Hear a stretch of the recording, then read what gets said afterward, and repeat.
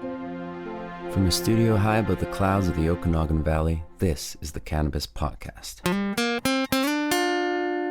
Exploring the world of Canadian cannabis culture, one toke at a time. Now, here's your host and bud tender, Gary Johnston. And let me say welcome back. Thanks for coming back to the Cannabis Podcast, episode 110. If this is your first visit, well, an especially warm welcome for you. We're going to fill your head with information about cannabis for the next 30 or 40 minutes or so. Now, let me remind you this program is intended only for those 19 or older in your jurisdiction and is intended purely for entertainment purposes. You should always consume your cannabis responsibly. In this episode, well, pardon me while I indulge in my lozenge, my 10 milligrams of THC lozenge, in a package that has 25 of them. We seem to have broken the barrier of 10 milligrams per package by classifying things slightly different. But I digress a little bit. We'll speak about that a little bit later. In our feature interview today, we're going to meet Dan Sutton, CEO of Tantalus Labs in BC, and also the founder of Stand for Craft. And we're going to talk about the problems facing craft cannabis with the current excise tax formula. Also, we are talking about the fact that delivery for cannabis across the country has been available for a while, but there's a new turn to that. We'll talk about that. And what do you think is better for your brain, edibles or smoking? We have a story on that. Plus, on Cultivar Corner, we're going back down to the coast in the Delta area where Simply Bare Organics grows, and we are touching on their unique strain, BC Organic Duct Tape. That's coming up on Cultivar Corner, plus a lot more. All on episode 110 of the Cannabis Podcast. And before we get too deep, let me take care of some housekeeping. First of all, thanks, Kevin, William, Jordana, and Rob, for your support. Appreciate it every single month. Hey, did some upgrades in the studio, a new PC that we're working on, and this episode is the first produced in this new world. I'm liking it so far. It's a heck of a lot faster than what I was dealing with before. Thanks as well to you for being a listener. I am so stoked to have you along for the ride, so welcome. Let me give you a bit more on the lozenges I referenced in the introduction. For so long, anybody who was looking for edibles in the legal cannabis market or world, in any store, would be told that the maximum amount of THC that could be in any package was 10 milligrams. That's still, in fact, the case for edibles or gummies. But if you call your product a lozenge, or as in the case of another product that we just got in called Glitches, pretty much like a gummy, but they're calling it an extract, and you can put a lot more THC in it. So this package, this is an Indiva Life. They're wild cherry THC lozenges. 10 milligrams per lozenge. There was 25 in here, so the package, 250 milligrams of THC. Now, if you have listened at all to the podcast, any previous episodes, you might be aware that edibles don't usually do much for me. So it's going to be a bit of an experiment. I have had one experience where I thought maybe it gave me a bit of a buzz that I wasn't expecting. But so far, I've just been kind of chewing them or sucking on them because they're candies. So we'll keep you apprised of that as the industry continues to develop. Now let's get to our first story. And for that, we're going back to my buddy David Wiley's site, OkanaganZ.com. And this is a story which was special to the OZ, and the author of it is Brad Poulos. Before 2018, cannabis was illegal in Canada, but now, as of mid-October, Uber Eats can deliver it in Toronto, as a result of a partnership with Leafly, an online marketplace for licensed cannabis retailers. This is the first time Uber will deliver cannabis anywhere in the world. This deal is being touted by Uber and Leafly as a great leap forward for the industry. The companies claim the arrangement will provide several benefits, including more business for the retailers, increased choice and flexibility for consumers while reducing the illicit market, and cutting down on impaired driving. However, these arguments hold little water. Consumers are able to use the Uber Eats platform to order cannabis products from any of 3 Toronto-based retailers: Hidden Leaf Cannabis, Minerva Cannabis, and Shiva's Rose. provided they are within the retailer's delivery footprint. The ordering experience is similar to ordering food delivery on the app. Customers navigate to the recreational cannabis category, then to their chosen retailer's menu where they select their desired products, then state whether they will pick up the order or prefer delivery. Uber then transmits the order to the applicable store, and once filled, the order is delivered to the customer by the retailer's own delivery staff as prescribed by law. Ontario's provincial cannabis regulations were only recently modified to permit delivery, although they do not permit third-party delivery. The retailer's drivers must be employees of the retailer and are required to verify identity and age at the time of delivery. From the consumer's perspective, the deal will merely provide another online location to order cannabis for delivery on top of the Ontario Cannabis Store and other private retailers. All three of the initial stores currently offer online ordering for either in-store pickups or free same-day delivery to a designated area within the Greater Toronto Area. Consumers can also order these same products from the Ontario Cannabis Store run by the Ontario government, where they can opt for same-day delivery within Toronto for a fee of $8. Any gain on the part of consumers is minimal. Since the majority of cannabis retailers are privates, we don't have any visibility into their profitability. We can, however, gain some insight into it using the Quebec-owned the Société Québécoise du Cannabis as a case study. It represents the upper boundary of profitability since they have the highest sales per store in Canada on average and a relatively modest 90-store footprint compared to the 1,680 currently authorized in Ontario. The Société Québécoise du Cannabis is, by any measure, a healthy cannabis retailer. In their most recent quarterly report, they reported a net income of $20.5 million on sales of $139 million, which translates to a net profit margin of just under 15%. Arguments claiming the partnership will help reduce cannabis-impaired driving and the size of the illicit market are simply not defensible. While driving while high is a serious and increasingly prevalent issue, the existence of another cannabis delivery service will not affect the current statistics. There are already plenty of delivery options for people who would rather stay on the right side of the law and avoid driving to the nearest store. Similarly, consumers who are interested in purchasing legal weed, not black market weed, already have the means to do so. There's no reason why an Uber Eats-specific delivery service will have more of an impact than current delivery services do. It also remains to be seen if people want to use Uber to buy their weed in the first place, considering the options already available. It's clear that retailers and consumers will not be the winners in this new partnership. That honor goes to the middlemen, Uber and Leafly. At the moment, that seems to be the state of the Canadian cannabis industry. Business is booming for provincial wholesalers, while private retailers and cannabis producers are left in the lurch. And my thanks to author Brad Poulos, a lecturer and ambassador to the Cannabis Education, Entrepreneurship and Strategy Department at Toronto Metropolitan University. What are your thoughts on adding Uber Eats to the delivery mechanisms? I kind of agree with Brad. I don't think it's going to be a big deal that really impacts consumers and certainly not the stores. From the cannabis-infused studio in the clouds, this is the Cannabis Podcast. Ever since I started doing this podcast, which is almost 4 years ago now, next episode, in fact, will be the last episode of year number 4. Every time, well, not every time, many of the stories that I have read have quoted an individual from BC. Dan Sutton is his name. He's the CEO of Tantalus Labs. And he has been very vocal in his support of the Canadian cannabis industry since he participates in it, and also very vocal about what he sees as some of the problems. Well, I became recently aware of a new group that Dan Sutton founded called Stand for Craft. And its purpose is to make it actually possible for craft cannabis growers in Canada to succeed. StandForCraft.com is the link that I have included in the show notes. You can go there, show your support for the organization and what they're trying to do, which is bring significant change to the structure of Canadian cannabis trades, more specifically the excise tax. Now, I had the pleasure of meeting Dan Sutton last week, and we pick up our conversation after I welcome Dan to the Cannabis Podcast. I wanted to start with a bit of your background. Give me a sense of how you became interested in cannabis, Dan. Absolutely. Well, cannabis has been a part of my life since I was a teenager, I don't mind admitting. I'm born and raised in Vancouver, BC, which might be one of the global capital epicenters of cannabis culture. Proud son of Vancouver. My parents came here in the 70s and they never looked back.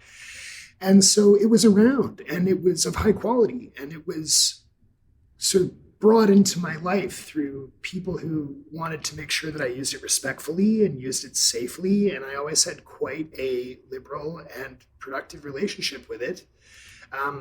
Through school, I went to University of Victoria, which is also a bit of a cannabis hotspot. I'm sure your listeners are aware. I studied economics and finance and then graduated into working in the finance industry, which cannabis sort of fell out of my life for the most part. Worked in that business for about 7 years, doing things like helping great entrepreneurs get fundraising, list public companies, had some great successes and some learning experiences. And cannabis became a part of my life professionally in 2012 when I noticed a change in the Canadian Gazette notifying, I suppose, anyone who was interested that Canada's medical cannabis system would be transitioning towards a model of larger, more centralized, high security production facilities that also would have the world's first standardized quality assurance level, mandating that the medical cannabis that was produced for then Canada's medical cannabis program would be absent pesticides, absent mold and mildews, and of exceptional high purity. So I'm very lucky to have some greenhouse operators in my family, including my uncle. And I started to chat with him about this project. And he said, wow, this is going to be a pretty wild opportunity. You know, it looks like Canada's at least legalizing cannabis medically. Little did we know that just a few years later, we would announce that we were going to be legalizing it recreationally. And in that time, I was really blessed to build a team of scientists, engineers, designers, some cannabis people, some greenhouse people, and truly a sophisticated band of operators who came together to build our custom-built facility at Tantalus Labs, the company that I founded. We call it Sun Lab. It exists today in Maple Ridge, British Columbia. It employs 80 people, and we cultivate about 3,000 kilograms a year there, which we sell across Canada into the recreational market. Yeah, you certainly have a place in the recreational marketing in Canada. We sell a lot of Tantalus product. I really like what you're producing there, Dan, too. So that's excellent. I'll pass that feedback along to the team, and I greatly appreciate your advocacy of our product. Yeah, absolutely. I really like what Tantalus is doing. One of the reasons we wanted to get together, Dan, was you have some passion about something that's going on in the industry, and I share that same passion. So Tantalus Labs is your corporate entity. That's what you do on a day-to-day basis. But you've started something else, haven't you? Standforcraft.com. Give us the background of why that became important for you to start. Standforcraft.com was founded about 2.5 years ago, born of conversations that I was having with largely local at that time, small to medium enterprises in cannabis cultivation. I was talking to a lot of small businesses who'd really mortgaged their lives on the opportunity to join the legal industry and be a part of this great Canadian legalization experiment. And they were struggling at that time. Now, I think everyone understood that nascent industry is going to have headwinds. There are going to be challenges. We're going first. And in so many ways, we're kind of crashing through the brambles and setting an example that other Canadian entities will follow and perhaps the world will follow in good due time. But as I started to work with these smaller groups, kind of giving them advice, helping them along, sharing some of the insight that we'd shared along the way, my exceptionally talented counterpart CFO, who's the finance brain behind Tantalus Labs, started to do some long-term modeling. And we realized that because both high taxation rates and high regulation rates associated with the Cannabis Act and this exceptionally entrenched legacy market that we have in cannabis in Canada, price compression wasn't actually affecting the government's slice of the pie. In Canada, we have a tax structure that taxes cannabis at a minimum of $1 per gram today, and that margin share just kept getting larger and larger and larger. And over time, we found it really difficult to model financial scenarios where any small business could actually break even and create break-even income. And so we were perturbed by this. And that small group of individuals became now 45 cannabis businesses, from all the way from 5-person mom and pops teams all the way up to like sort of 50, 60, 70 person small to medium enterprises in Canada. And I realized that we really needed a voice of small business, speaking to government, speaking publicly to media. And because I'd had the benefit of a long-standing relationship with Health Canada and quite a lot of government relations work involved in that, I was called on to use our voice as a collective voice to vocalize the needs of small business as this market matures and evolves. Nice. Give us a sense for those who aren't aware. Now, you mentioned the $1 a gram, but in some of the information that I was looking at on Stanford Craft, we're seeing companies being taxed up to the 30% level. Is that correct? It's actually that the baseline is the 30% level. Most companies are paying between 25 and 40% of their top line revenue every month just to excise tax.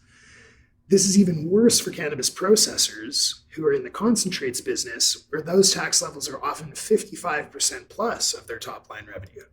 Now, this is really wild because there's no other consumer-facing industry in Canada that's taxed anywhere close to this level, and certainly no industry that has a large, deeply entrenched, long history of illicit market supply that we are actively trying to capture. In many cases, we're actively trying to convert that market share, encourage those producers to come over to the legal side of the industry and get regulated and become legal. But ultimately, while illicit market prices can withstand price compression and still maintain a far lower cost of production, this tax is exceptionally and disproportionately damaging to small businesses that don't have huge treasuries and massive resources to weather the storm as we figure this whole thing out. Yeah, absolutely. And the frustrating thing, as we look at this, Dan, and I'm sure you have been equally frustrated, how do you get people to listen? I mean, you have been speaking about this for a number of years now, and yet people in government don't seem to realize how critical this is for the success of the industry. So what do we do to change that? Well, it has been an uphill battle, and there certainly have been dark days for producers of all sizes. I have good news, and that is that people are listening, and people have begun to take this into the direction of material change. What it takes for us is to speak with a unified voice, to get into the right rooms, and to deliver a message, I believe, that is concise, direct, and very clear about some of the changes we need to start with on the road to looking at the cannabis industry as not a big, scary boogeyman. Yeah, The cannabis industry was built in Canada so that we could deliver public health and safety outcomes. I think that's where a lot of producers go wrong, is that they think that the Canadian government has a vested interest in the success of their business. This isn't always true. But in delivering those public health and safety outcomes, which include substantial reduction in youth usage, that's because we have age-gated stores, great thing to see. Adult cannabis is for adults, and we stand behind that message. The absence of mold, mildew, and pesticides that we spoke about is a Canadian universal. There's obviously legal cannabis of varying quality. There's also illicit cannabis of varying quality, but you can be sure that when you buy from a legal source, a third party has validated absence of contaminants that may be dangerous if you smoke them or inhaled them. And I think where we are now is we are in the right rooms in finance, in innovation, science, and economic development, in Health Canada, and in the halls of government to say these public health and safety outcomes are fantastic, but not if we only deliver them to half of the market. Right now, the legal market's captured about 50% market share, and in order for us to get anywhere close to 70% or 80% or more fulsome market capture, we need industry and government to work together to architect policy that allows for survivable business fundamentals.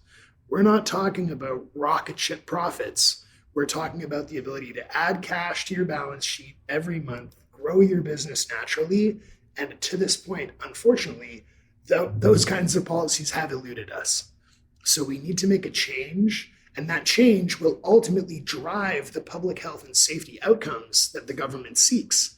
And so I think that's where we've now found alignment, is that if you believe that legalized cannabis is better than illicit cannabis, then you must advocate for the participants in the industry, especially small business, who have now captured the substantial majority of the market share of legal cannabis purchases in Canada.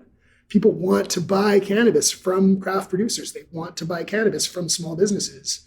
And so let's get together, all the right decision makers in a room. It's not going to happen overnight, but together we can solve this. And I believe we're closer than we've ever been. Well, that's really good to hear, Dan. So you intimated that you have the right audience, you found the right room, the right people to talk to. So what's the message? What do you think are some things that can be done on an immediate basis or an interim basis to make some change? I believe that there are two really critical short-term immediate interventions that need to happen in order to preserve the success of the commercial success stories in craft cannabis. Not every company is going to make it. This is a tough reality. There are lots of companies out there that have been built on weak business plans or people that were looking to be opportunistic. I think a lot more of those are sort of larger, probably traded entities that maybe had more stock promotion behind them. But the core of this industry really is good, solid, hardworking Canadians, farmers, people that want to cultivate cannabis, dreamed of being able to do it in a legal way. And those people are the ones that we want to focus this policy change around. So the first intervention that we are getting political traction with is that this $1 per gram minimum needs to be revisited. Unfortunately, that minimum was built on an assumption of a $10 per gram wholesale price at the outset of legalization. If anyone's ever bought cannabis on the illicit market or legal, you know that this price is unfortunately a miscalculation. $10 per gram wholesale never existed. It has never existed in the illicit market. It has never existed in the legal market. And ultimately, I think it was pulled from some parliamentary budget office documents that circulated associating that number with the street value of police busts. This is my speculation. I can't be sure, but we can show with backwards-looking math and substantial clarity that the wholesale price of cannabis in a materially undersupplied market at the beginning of legalization was about $8.25 a gram. Now it's compressed to almost $4.25 a gram, perhaps even lower. And that $1 per gram has just become a bigger and bigger and bigger piece of the margin pie. So our view is that needs to change to a floating percentage to reflect that when cannabis prices compress, the government needs to compress with us. Revenues need to compress with us. We all need to tighten our belts. If we get to a place where we have more substantial capture and those average prices bounce back a little bit, then everyone makes more. Everyone makes more together. So our goal, our aspiration is to have that consequential change tabled for budget 2023. Ironically, in the Cannabis Act, it would only be one word that would need to change. The tax section of the Cannabis Act refers to the greater of $1 per gram or 10% of the price. And if we just change that word to the lesser, Nice. It would function just fine. So that's our number one ask. Our second critical piece of intermediary intervention is that right now, almost 2/3 of the reporting issuers that report to CRA every month in the cannabis industry are behind on their excise tax payments.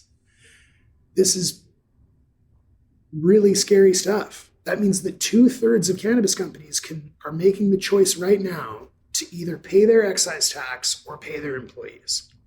That's a very difficult choice. As a business leader, I will go yard. Anyone who's listening that's ever worked at a business before, the preservation of that community, of that team, of that family in so many cases is your number one priority.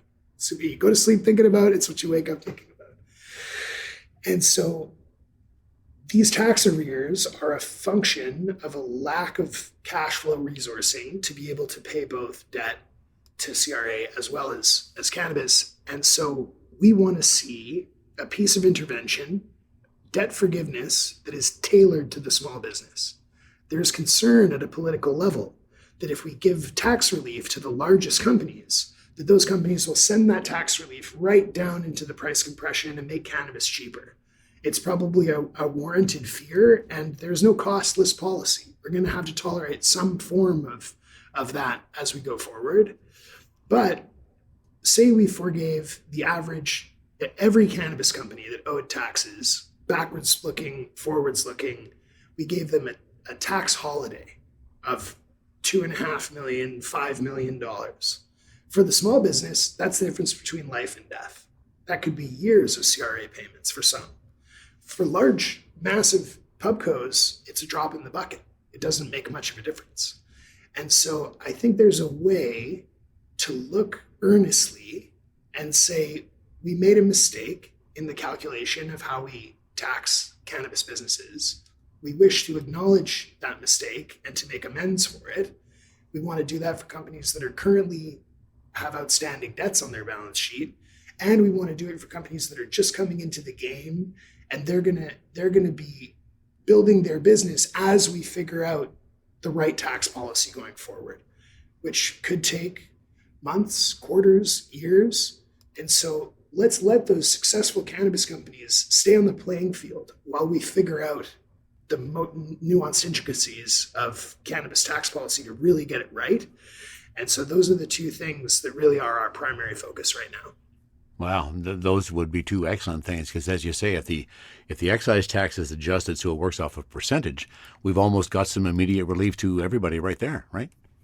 Absolutely. And that would be a critical forward-looking piece. I think where it becomes problematic is as long as those CRA debts are outstanding, it's very challenging for cannabis businesses that are already sort of looked down upon somewhat by the finance industry to get things like first mortgages or lines of credit, or in some cases even Visa cards to handle business operations, let alone things like construction financing and the sort of normal course of business financial instruments that we use in small business across the country today.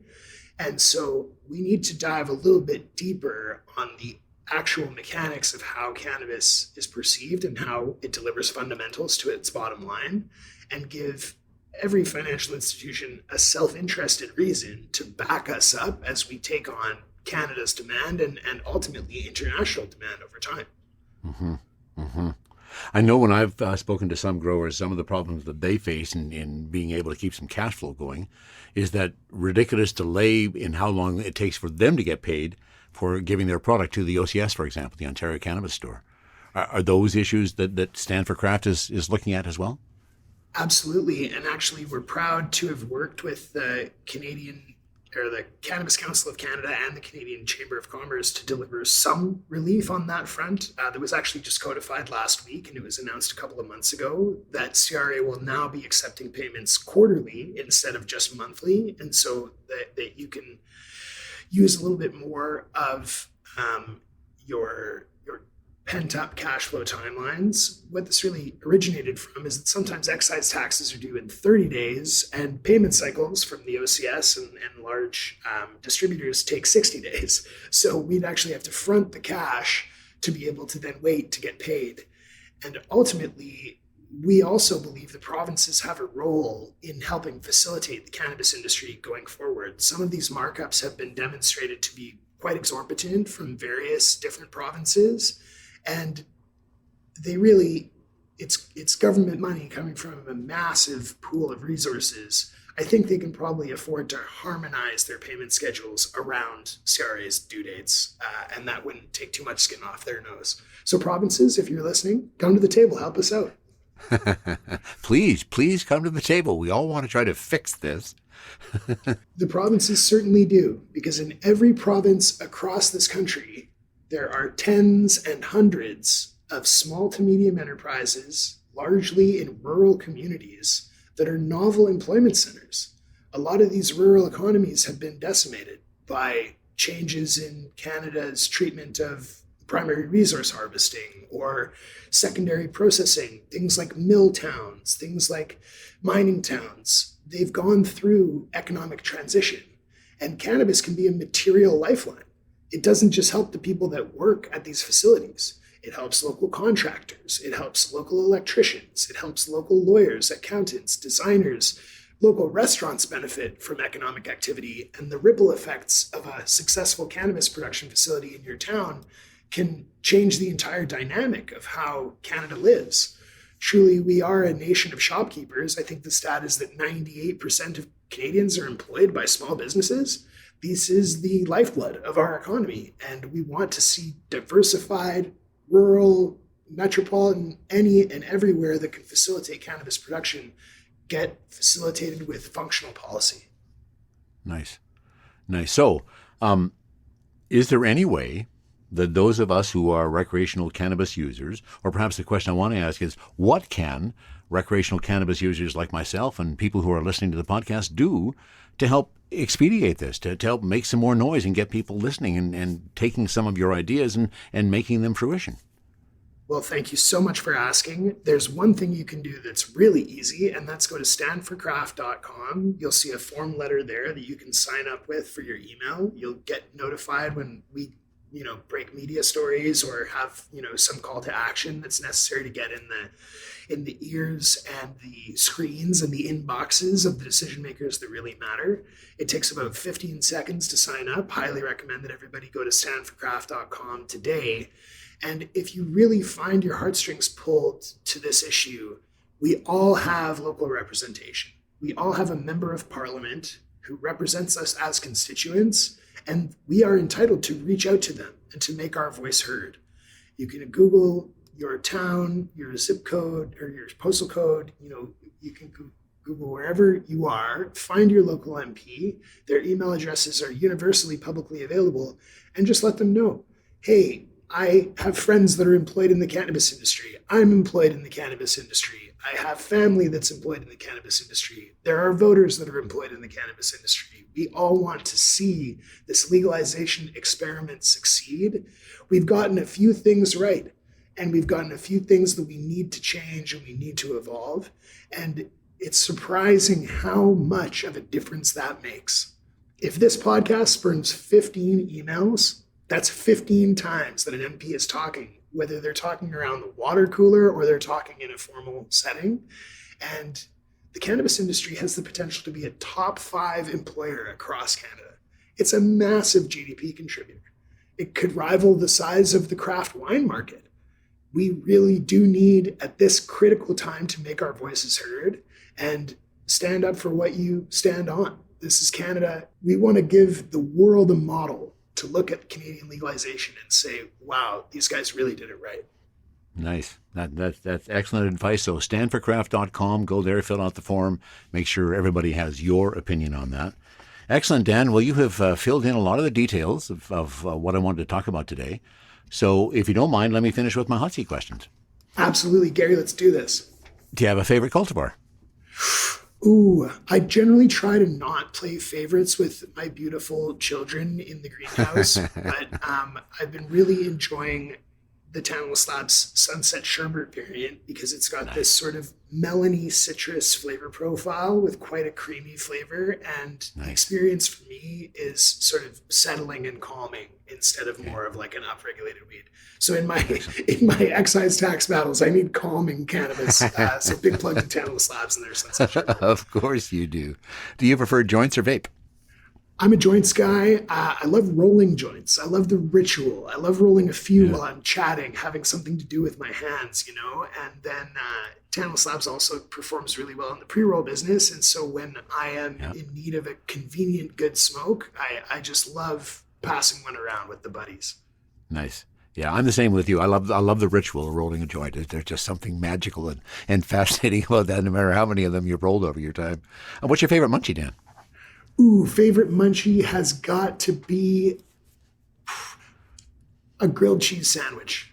I have a lovely wife, and her and I battle each other over who can make the perfect grilled cheese with the nice, toasted crust on the bread. Of course. Different kinds of cheese in there.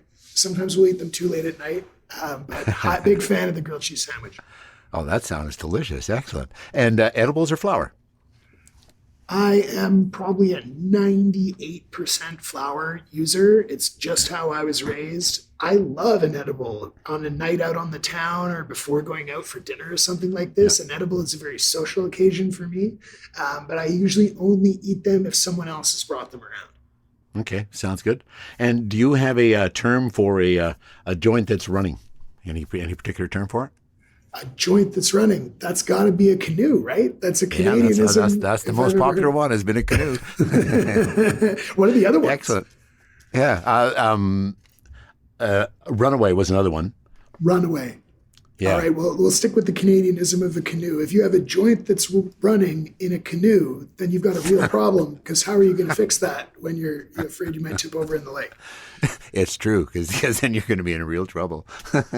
It's been a great conversation, Dan. Thank you for sharing all the information about Tantalus Labs, about StandForCraft.com, and I really hope we start to see some change in the industry soon, because I think we're all needing it, right? I really appreciate you shining your light on this issue. We are on the right track. We will get this done. We need everyone's voice to stand together. Now is the time. We have a window, and we're going to jump through it if it's the last thing we do. So I'm excited. I'm super privileged and blessed to speak on behalf of small business, and know that I'm speaking on behalf of my team and all the teams that have been leaning into this industry through crazy times in COVID, through wild, hectic market activity. The future of cannabis in Canada is bright, and we serve that bright future with every day we put in. Excellent. Well, thanks very much for your time today, Dan. You enjoy the rest of your night. You as well, sir. THC, CBD, terpene profiles, what's in me? Oh, please explain to me. Cultivar Corner, Cultivar Corner, oh yeah. Cultivar Corner, please explain this stuff to me. On Cultivar Corner today, we're going back to a brand that we have talked about before, and that's Simply Bare. Simply Bare Organic. They grow down in Delta, BC. And they've produced some pretty good products over the course of our legalized cannabis. And this time we're doing something just a little bit different. This is a unique drop for Simply Bare, what they are calling their Selects. And let me give you a bit of a background. So Simply Bare Organic Selects, a collection of rare cultivars they're testing in the greenhouses. Every few weeks, their growers assess what's performed the best on potency, bud size, trichome content, and taste. Then they select one standout cultivar to join the select rank. And this will probably be one you'll want to add to your collection. And where are they coming up with the names for these? I have no idea. This is BC Organic Duct Tape. Yes, you heard me right.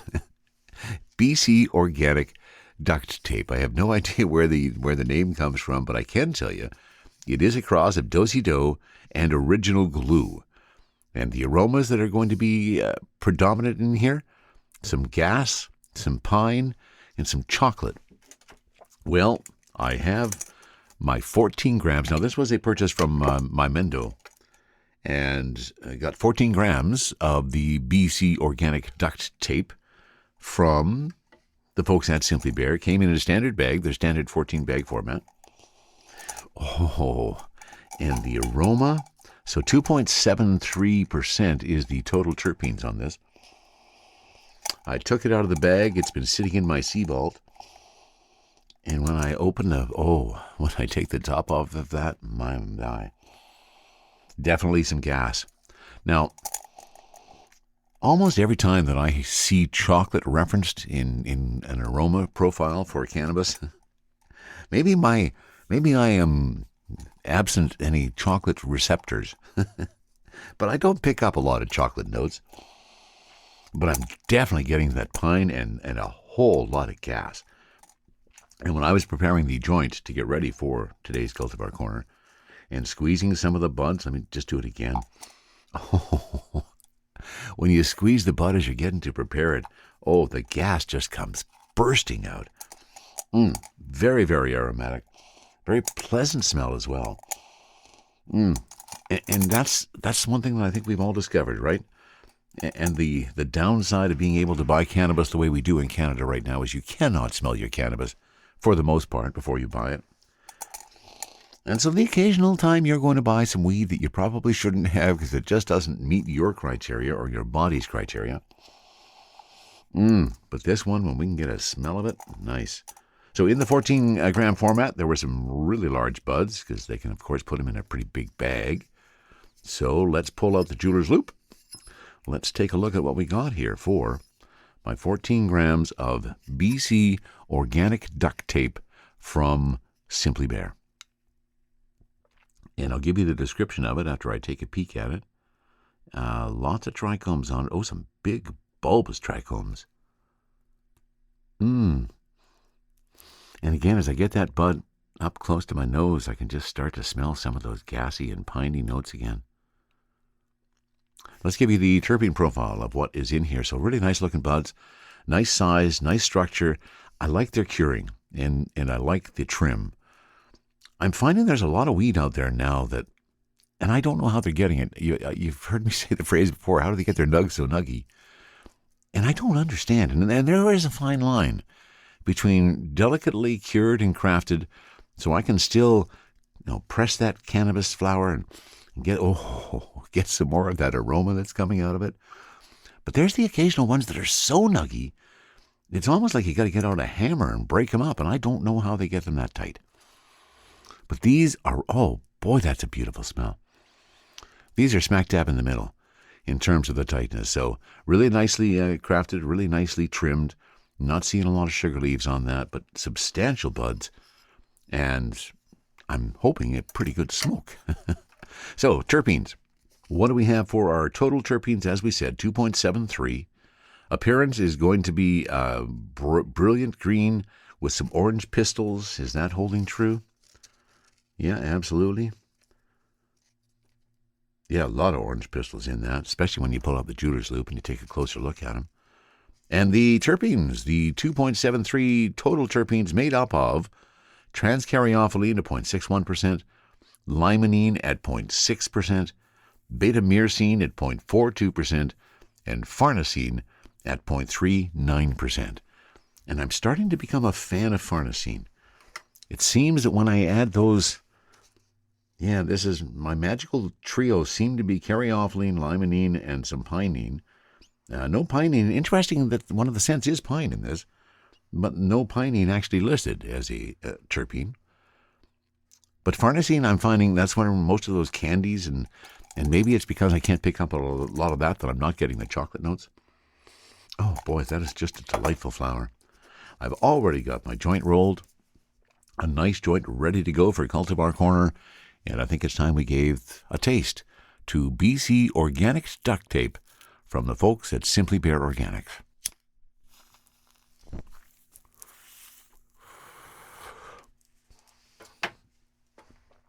Oh, pleasant notes on the inhale. What am I getting on the inhale? Some of those gas notes. A little bit of pine. I could pretend I'm getting some chocolate. Okay, they're just a hint of that chocolate note on the exhale. Oh, but very smooth. And the ash that's flowing off of that, nice and gray, holding nice and firm. Oh, wow.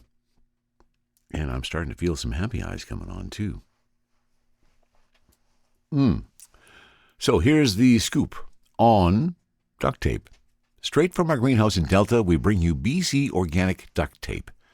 This FVOPA Organic Certified Cultivar is a cross of the legendary Original Glue and Do-Si-Do cultivars. The orange pistils and shades of bright green are hard to see in a bud so drenched in trichomes, but the aromas of gas, pine, and chocolate are too loud to ignore. Grown in their organic soil, hang-dried for 14 days, cold-cured, and non-irradiated. And as we talked about before, the dominant terpenes, transcaryophyllene, limonene, farnesene, and beta-myrcene. And now the Crafty Plus is ready. Let's have a taste of BC Organic Duct Tape. Oh boy, the gas just comes flying through there.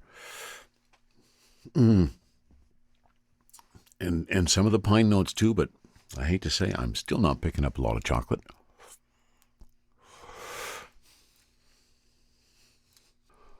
Okay, on the exhale, again, just a hint of that. Oh, wow.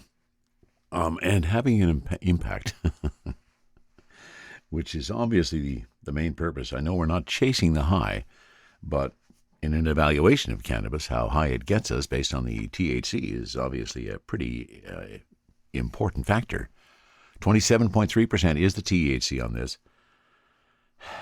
You know, one of the things that I love about cannabis is that euphoria, that burst of, boy, I feel so good about things right now. and that is flying through my head right now.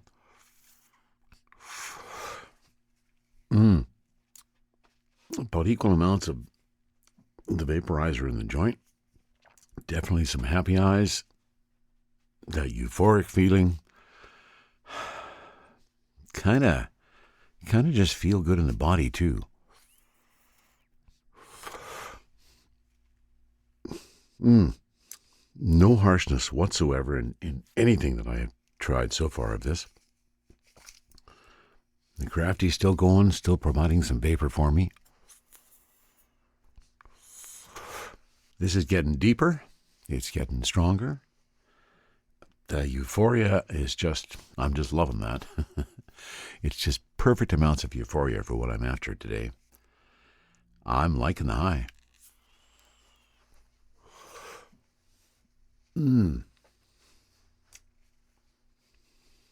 Another good one. Certainly worthy of a look. The buds, nice and big, nicely trimmed, wonderfully cured. Delightful aroma with a 2.73%. And hey, you got some BC duct tape. I figure I can pretty well fix anything today. I don't know where the name comes from, but I do know I'm pretty happy with the high. Exploring the world of Canadian cannabis culture, one toke at a time. This is the Cannabis Podcast. And this is a story we're going to finish with from 420intel.com. Smoking weed versus edibles. Which is better for your brain? Reducing the smoke you inhale as well as controlling your dosage are both ways to ensure your body and brain enjoys the benefits of weed without the potential downsides. Everyone who enjoys marijuana has their preferred method of consumption. In these advanced and semi-legal times, that can be anything from vaporizing to eating to drinking or even good old-fashioned smoking. Each way of consumption has a high that kicks in a little differently and comes with its unique set of benefits and downsides. While many of the pros and cons associated with how you consume your weed are minor and superficial, others are a bit more serious. In fact, the way you consume your marijuana can even affect how healthy or unhealthy the substance is for your body, even your brain. After all the organs that interact with THC eventually lead to the brain in one way or another. When it comes to eating or smoking your weed, which is better for your brain health? People prefer smoking weed instead of eating it for many reasons, but one of the main ones is the speed in which weed hits you when you smoke versus when you eat it. As we previously reported, smoking weed kicks in much faster than edibles. This not only allows you to get high quicker, which is often the goal, but it also prevents you from consuming too much THC at once. It's much easier to control your dosage and prevent overdoing it, which is great since overdoing it can have negative effects on the brain, including memory issues and paranoia. Smoking weed, however, can do some real damage to your lungs. As we previously reported, cannabis can cause all sorts of lung issues over time. While these lung issues might seem bad enough to steer you towards a different consumption method, there is also evidence that suggests poor lung health can even affect your brain. According to the book An Overview and Management of Multiple Chronic Conditions, lung disease and impaired lung function was associated with greater risk of dementia and mild cognitive impairment through both Alzheimer's disease and cerebrovascular ayatologies. While it might be easier to dose and get high quickly, the potential compounding health issues with consistently smoking your weed might be why many consumers prefer to eat their THC. Perhaps the biggest and most obvious brain and health benefit of eating your weed is that there is no inhaled smoke involved. By ingesting your THC, you remove many of the potentially negative health effects that can damage your lungs, and in turn, even your brain. While this is great news for your lungs, consuming edibles comes with its own set of health risk factors that can mess with your brain. According to the CDC, edibles, or food and drink products infused with marijuana, have some different risks than smoked marijuana, including a greater risk of poisoning. The reason for this, according to the CDC, is that because it can take up to 2 hours to kick in, novice users may consume more and more resulting in a dangerous overconsumption. While cannabis overdoses, also known as acute cannabinoid overdose, are not a common symptom when consuming cannabis and not directly life-threatening, they can have negative brain effects. Per Healthline, the combination of the highly variable THC concentration and the long latency period of edible cannabis products makes them very easy to unintentionally overconsume, which can lead to unwanted symptoms such as paranoia and impaired motor ability. Paranoia and other mental problems are never good for your mental state or brain health, not to mention they completely ruin any chance of enjoying your experience. In the end, careful consumption, regardless of how you consume your marijuana, is best for your brain and body as a whole. Reducing the smoke you inhale, as well as controlling your dosage, are both ways to ensure your body and brain enjoys the benefits of weed without the potential downsides. That from 420intel.com on which is better for your brain, ingesting or smoking. And once again, let me thank you for being a listener of the Cannabis Podcast. If you ever have a comment on anything you hear, please send a note to info@cannabispodcast.com. And for more ways you can support the podcast, go to buymeacoffee.com/cannabispodcast. If you like what you hear and you feel so inclined, you can buy me a doobie. And coming up on next episode, we're going to look back at 4 years of doing this podcast. Plus, I have an interview with Alfred Schaefer. Alfred is the president of the Retail Cannabis Council of BC. I met him at the conference here in Kelowna back in 420 days. And he's also one of the founders of the Retail Cannabis Council of Canada. We're going to talk about what they've been doing to help build our industry. That and more coming up next time. That's it now for episode 110 of the Cannabis Podcast. From the Cannabis Infused Studio, high above the Okanagan Valley, this was the Cannabis Podcast.